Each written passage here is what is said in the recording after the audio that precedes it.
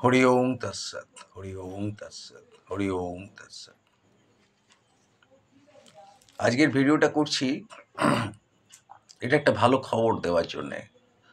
সেটা হচ্ছে আমার ভাতৃপ্রতিম এবং স্নেহভাজন প্রখ্যাত বংশীবাদক এবং সঙ্গীত শিক্ষক দিব্যেন্দু।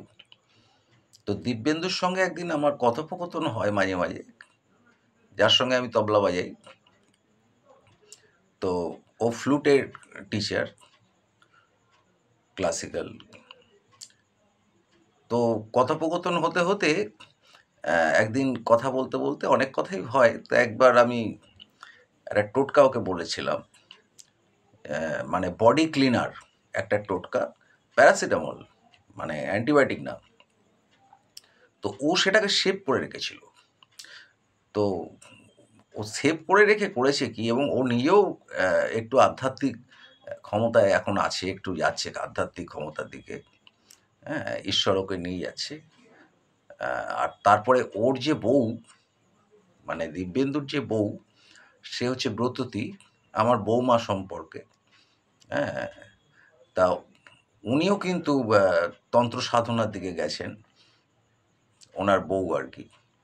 তো ফলে এই ব্রততী কিন্তু এখন এই তন্ত্র সাধনার একটা উপাধি পেয়েছেন, তন্ত্র ঋষি উপাধি পেয়েছেন তন্ত্র সাধনার ওপরই, এবং সিরিয়াসলি সাধনা করছে। আর দিব্যেন্দু আধ্যাত্মিক দিকে এগিয়ে যাচ্ছে। তা কথোপকথন হয়েছিল একদিন আড্ডা মারতে মারতে, তা আমি ওকে বললাম একটা টোটকা। এবার টোটকাটাও সেভ করে রেখেছিল। এইবার কি হয়েছে, ওরই এক ছাত্র হঠাৎ তার বাড়িতে ঢুকে ও বুঝতে পেরেছে যে বাড়িটায় বাস্তুদোষ আছে, মানে ফ্ল্যাটটায়। তো তখন ও ছেলেটাকে জিজ্ঞেস করতে, তো ছেলেটা সুইসাইড একটা অ্যাটিচিউড ওকে বলেছে যে আমার একটা সুইসাইড অ্যাটিচিউড হচ্ছে মাঝে মাঝে। তো বলছে আমি তো বুঝতে পেরেছি বাস্তুদোষ আছে, তা এক কাজ করো তাহলে, আমি একটা টোটকা তোমায় করছি বলে টোটকাটা আমার যে বলা টোটকাটা ও করেছে তাকে। করতে ওর শরীরটাকে ক্লিন করে দিয়েছে। তো ফলে অসুবিধা হয়নি। তারপরে দিব্যেন্দু জানতে পেরেছে আধ্যাত্মিক শক্তিতে যে ওদের ওই ফ্ল্যাটের বাড়িটা যেটা, সেই বাড়িটা লাগোয়া পাড়ার মধ্যে কেউ মারা গেছিল। তার ওই মৃত বিছানা চাকরা ওদের বাড়ির দেওয়ালে ফেলা হয়েছে আর কি। তো ফলে ওইটা আর কি ওদের কাছে আ সমস্যা, বা ওদের ফ্ল্যাটে কেউ মারা গেছিল, সেইগুলো ওই কমন জায়গায় রেখেছে, যেটা ওদের দেওয়াল, ওই ছেলেটাদের দেওয়াল। তো যাই হোক, ছেলেটাকে ক্লিন করেছে, বাস্তুটাকে ক্লিন করতেও পারেনি। তো সেইটা আমি আবার আজকে বলে দিলাম সকালে। আমাকে বলল যে, "দাদা তুমি বলেছিলে, আমি ওটা করেছি টোটকাটা, তাতে ওর ভালো হয়েছে খুব।" আমি বললাম, "ভালো, খুব ভালো।"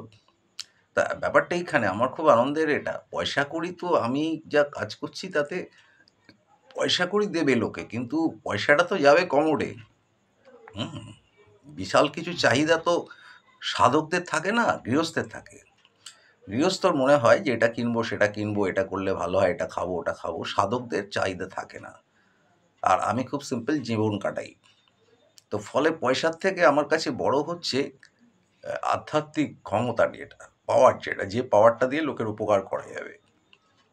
তো এবার আমার কথোপকথনে দিব্যেন্দু সেটাকে সেভ করেছে এবং সেইভাবে লোকের উপকারে লাগিয়েছে। একটা ছেলে সুইসাইড অ্যাটিটিউড থেকে ফিরে আসলো, শুধুমাত্র আমার বক্তব্যটাকে ক্যারি করে নিয়ে গেছে দিব্যেন্দু, এবং সেটাকে কাজে লাগিয়ে এই যে সাকসেসটা, এটা আমায় খুব আ সম্মানিত করেছে। এবং আ এটা আমি বুঝতে পারলাম যে ঈশ্বরের অশেষ কৃপা, যে আমার কথার ওপর একটা মানুষের প্রাণ বেঁচে গেল।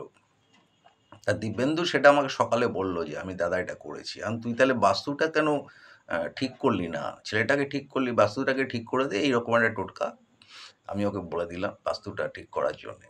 যাতে ওই বিছানা ছেঁকড়ার যে আ এফেক্টটা, রেডিয়েশনটা ওটা যাতে কাটে। তা ভালো লাগলো, সেইজন্য আপনাদের কাছে শেয়ার করলাম। যে ওরা তন্ত্র সাধনার দিকে এগিয়ে যাচ্ছে, আধ্যাত্মিক সাধনার দিকে এগিয়ে যাচ্ছে, এবং সেই সাধনার ক্ষেত্রে ওরা আমাকে যে সম্মানটা দিল এবং সেটাকে কাজে লাগালো এবং একটা মানুষের জীবন বাঁচালো, আমি মনে করি আমার মানুষ জীবন ধন্য। এটাই আমার সাকসেস। কোটি টাকা পাওয়া হলো আমার। আপনারা ভালো থাকবেন সবাই।